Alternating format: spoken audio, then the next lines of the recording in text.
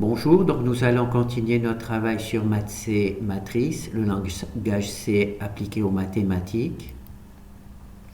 Alors c'est un wikibook, on est dans le chapitre Gauss-Jordan et choisir les solutions du système. Alors je vais vous montrer le sujet d'étude d'aujourd'hui.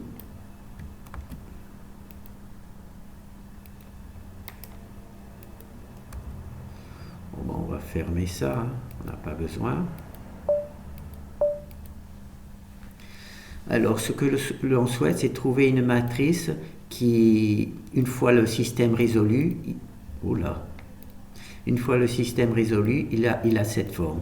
C'est-à-dire x est égal à 1 et ici y est égal à 2. Voilà, on veut juste ça. On veut une matrice, un système d'équations qui a ce type de solution. Alors on va prendre pour A une valeur aléatoire.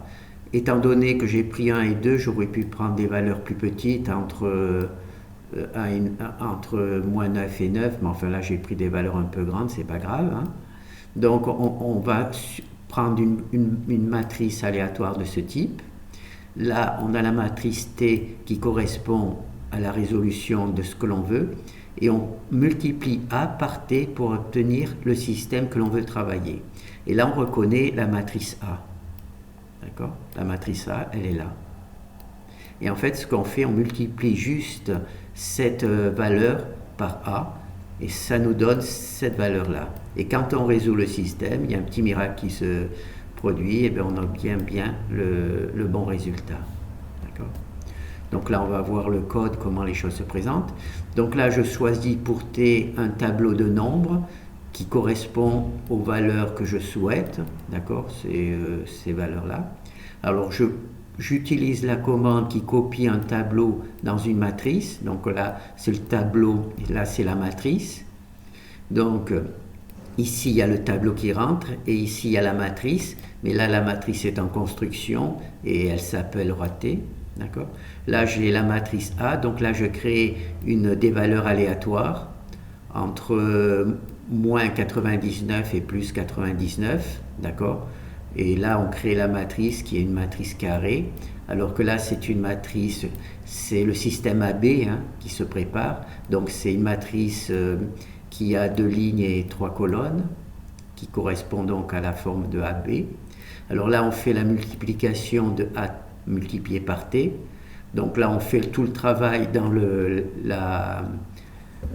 au moment de la déclaration, hein, c'est une manière particulière que j'ai de travailler, hein. Donc on multiplie A par T grâce à cette fonction, et par la même occasion on crée la matrice AT. D'accord, on fait tout sur une même ligne. Et ici on crée la matrice AB, d'accord.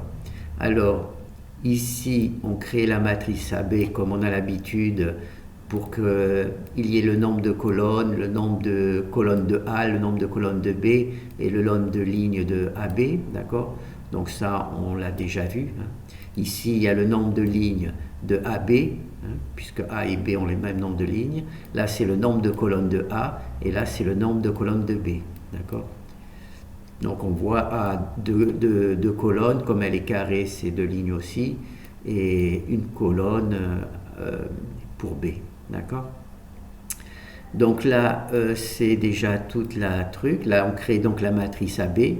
Là on copie AT, c'est-à-dire la matrice qu'on a construite ici, dans AB, et ici on applique Gauss-Jordan. Là j'ai fait fort, on fait tout le travail de calcul dans la déclaration. Bon, je ne sais pas si c'est très intelligent, mais enfin ça fait le travail, donc on le fait, hein, c'est juste parce que c'est possible.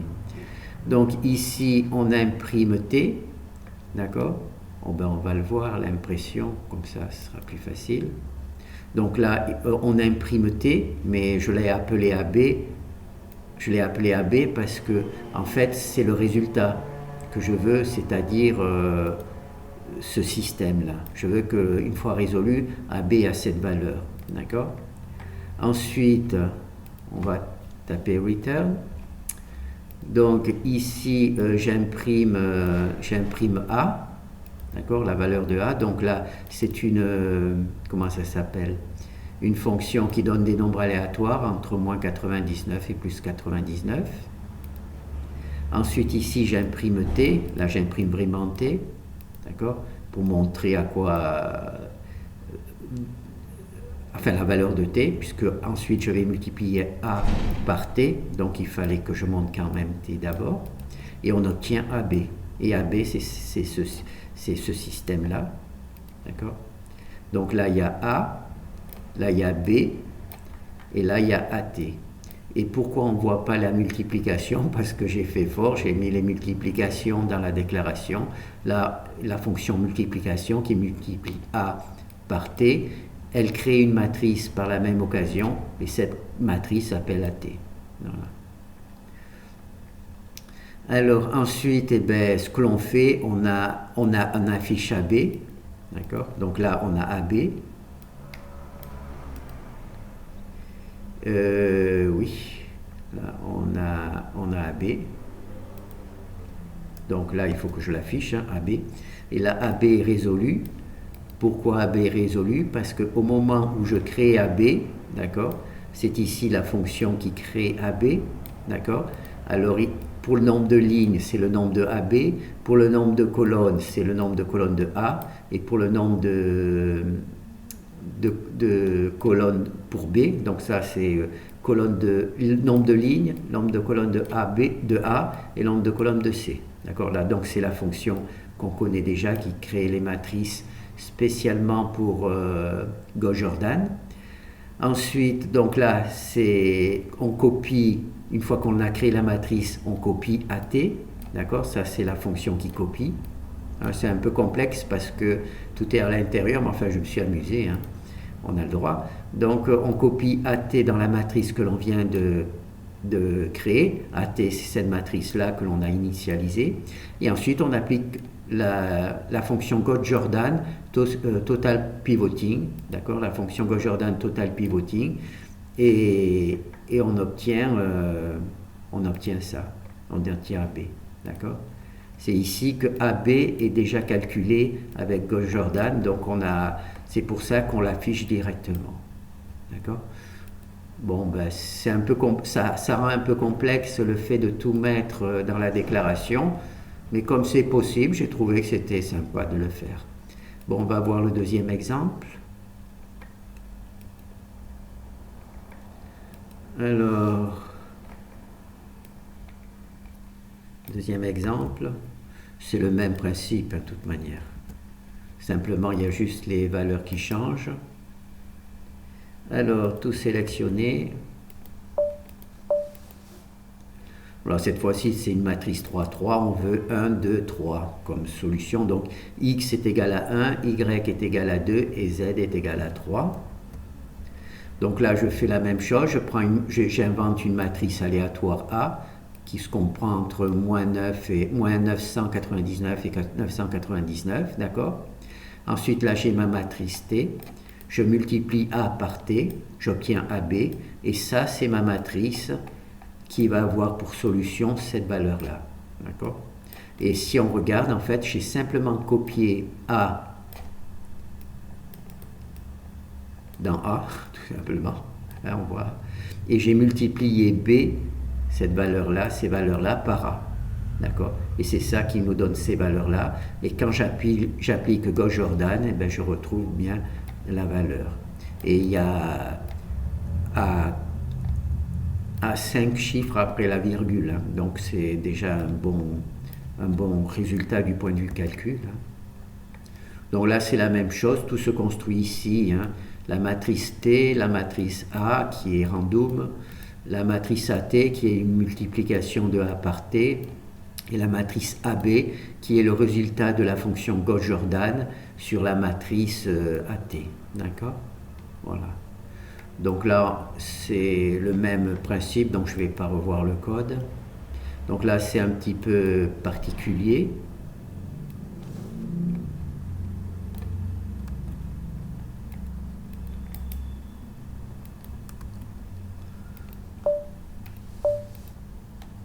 Là, on travaille sur des systèmes qui ne sont pas linéaires puisque on travaille avec des sinus et avec des sinus, j'allais dire des cosinus, non des sinus, d'accord? Et on veut trouver les valeurs pour que sinus de A est égal à 1, sinus de B est égal à 1 et sinus de C est égal à 1. Donc on va se trouver avec cette matrice-là. On veut que AB ait ce résultat-là, d'accord? Donc il faut créer une matrice qui va bien. Alors, donc là on va donner des valeurs aléatoires. Là on utilise la version qui permet d'avoir des nombres à virgule, d'accord? Donc comme ça, entre moins 1 et 1, d'accord? Donc ces valeurs-là, d'accord? Que l'on peut trouver. Ensuite, ça CT, c'est le résultat que l'on veut obtenir, et on multiplie naturellement A par T et on obtient AB, et là on remarque qu'en effet c'est bien A qui est installé ici, d'accord, et ensuite on multiplie simplement B, le B qui est représenté ici par A, d'accord. C'est normal que A apparaît puisqu'ici c'est la matrice identité. Donc c'est normal que la matrice A apparaît quand on fait AT. D'accord? En fait, le résultat, ça aurait été juste de poser la matrice A ici et ensuite multiplier la colonne DB par la matrice. Si c'était une matrice de 1 million comment s'appelle, de coefficients, plutôt que de faire la multiplication, on multiplierait juste la colonne de B et on copierait simplement la matrice A, d'accord, pour gagner un peu de temps. Et là, quand on applique Gauss-Jordan, on obtient vraiment bien le résultat avec 3 chiffres après la virgule, d'accord. Donc c'est toujours la même chose, hein. J'ai choisi toujours le même principe, hein. Ici, il y a la fonction qui copie un tableau de nombres, c'est ici le tableau de nombres, dans une matrice. T, c'est le tableau de nombres, d'accord, tout en créant la matrice. Ça peut être un peu complexe de voir tout ça en même temps. Là, on crée la matrice A et on l'initialise avec des nombres à virgule. C'est grâce à cette commande. Là, c'est sans les nombres à virgule. Et comme ça, c'est avec les nombres à virgule.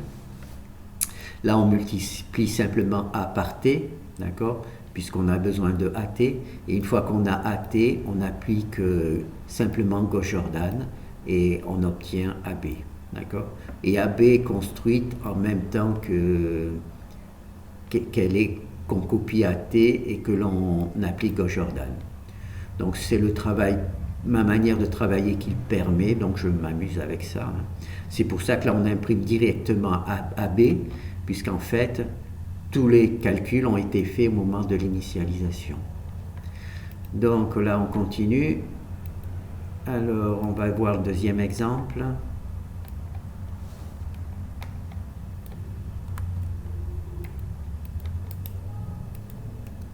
C'est un peu étrange de résoudre des équations non linéaires avec des systèmes d'équations linéaires, mais enfin, on peut considérer que par exemple un x c'est égal en fait à petit x, un y c'est égal à petit y, et un z est égal à petit z.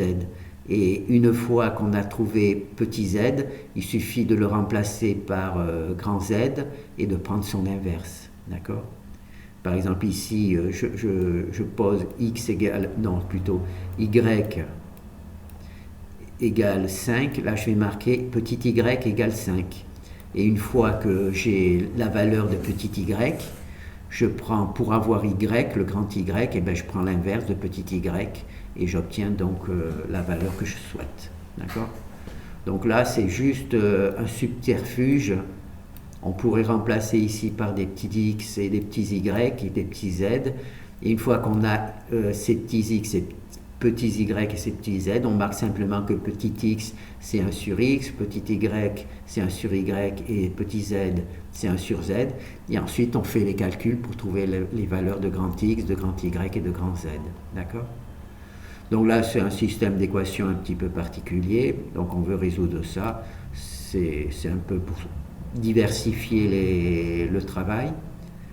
Alors ce qu'on veut en fait c'est une matrice AB qui est ce résultat, c'est-à-dire que x, 1 sur x, cette valeur 1 sur x est égale à 1, que cette valeur 1 sur y est égale à 0,5 et 1 sur z est égal à 1 tiers, d'accord? Donc c'est ce que l'on souhaite. Alors là, on crée aussi une matrice aléatoire avec des nombres à virgule, voilà, donc ça donne ça. Ensuite, on crée notre matrice T qui correspond au bon résultat. Et ensuite, on multiplie simplement A par T, comme d'habitude, et on obtient cette matrice. Et quand on applique Gauss-Jordan, on obtient bien ces valeurs-là. Où 1, ici, c'est 1 sur, ça peut être petit x ou 1 sur grand X. Ici, c'est petit y ou 1 sur grand Y. Et ici, c'est petit z ou 1 sur grand Z. Voilà. Donc, c'est toujours la même chose. Hein. On applique Gauss-Jordan à la matrice AT que l'on a construite au-dessus. D'accord? Voilà. Et là, on se contente juste d'imprimer AB. D'accord? Là, AB, c'est AT, la matrice AT, auquel on a appliqué Gauss-Jordan, total pivoting. Donc là, on a bien. Donc là, on a fait il nous reste encore un exemple. Donc c'est intéressant de faire ces exemples parce qu'ils sont très différents. Enfin, ça permet de savoir qu'ils existent, qu'il est possible de... Voilà. Donc là, on va lancer directement. Voilà. Cette fois-ci, c'est encore différent. Vous voyez, c'est un système d'équations linéaires où véritablement les variables ne sont pas linéaires, puisque là, ce sont des produits. Là aussi, c'est un produit, et puis là, c'est une racine. Donc, c'est pas du tout linéaire. D'accord? Mais nous, ce que l'on veut, c'est x égale 5, y égale 3 et z égale 4. D'accord? On veut les valeurs ix 4 de ce truc. D'accord? Donc là, si on fait le produit, comme ici, il y a x et y. Le produit, c'est x multiplié par y, c'est 15, hein, puisque x doit être égal à 5 et y doit être égal à 3, donc 3 fois 5, 15. Là, on veut calculer x multiplié par z, donc x c'est 5 et z c'est 4, donc tout simplement c'est 20, d'accord? Et là, on a z, racine de z égale 2, donc c'est bien d'avoir choisi 4, comme ça fait un calcul normal, d'accord? Et ensuite, ce qu'on veut, c'est simplement, on remplace xy par petit x, par exemple, d'accord? Et donc là, c'est égal à 15. X multiplié par z, on va l'appeler petit y, d'accord? Et là, on veut petit y est égal à 20. Et z au carré, z racine de z, on va le remplacer par petit z. Et là, on veut que petit z est égal à 2, d'accord? On veut que petit z est égal à 2, on veut que x multiplié par y par z c'est égal à 20, et on veut que x multiplié par y c'est égal à 15. D'accord? Donc on remplace simplement ces valeurs-là par petit x, ces valeurs-là par petit y, et ces valeurs-là par petit z. On résout le système, et ensuite on marque simplement que x égale y, et on voit le résultat. Donc cela ne change rien. Donc là, on prend une matrice aléatoire, d'accord? C'est celle-ci, d'accord? Je ne sais pas pourquoi elle a... Ah, d'accord, d'accord. Là, c'est petite erreur de casting. Petite erreur de casting. Là, j'utilise RM et j'ai pas corrigé. Bon, je vais corriger sur place comme ça. Vous allez voir. Voilà, là j'ai conservé, comme je fais beaucoup du copier-coller, j'ai conservé le code de la version précédente où on travaillait avec des virgules. Donc là, on a notre matrice. Hein. Donc alors pour A, je crée une matrice des valeurs entre 9 et moins 9, d'accord, des nombres normaux. Ici, j'ai la matrice que j'aimerais bien arriver à obtenir avec Gauss-Jordan. Donc, je multiplie simplement AT pour avoir AB. Donc, ça, c'est le travail qui est là. Et là, on voit que là, il y a vraiment AB, hein. Il y a vraiment A, puisqu'on multiplie T, la première partie, c'est la matrice identité, donc c'est normal qu'elle apparaît ici. Donc en fait, on pourrait juste copier la matrice A ici et calculer juste la multiplication de A par B, puisqu'il n'y a que ces valeurs-là qui changent véritablement. Et quand on applique Gauss-Jordan, on obtient bien notre résultat. D'accord? Voilà, voilà c'est juste là, hein, c'est le travail. D'accord? Alors, voilà. Bon, ben, je pense qu'on en a fait le tour. Hein, d'accord? Bon, ben là, c'est trois petits systèmes un petit peu différents euh, qui montrent que l'on peut faire des travaux non linéaires à partir du système linéaire, d'accord, de Gauss-Jordan. Bon, ben merci. Voilà, alors il faut arrêter, terminer.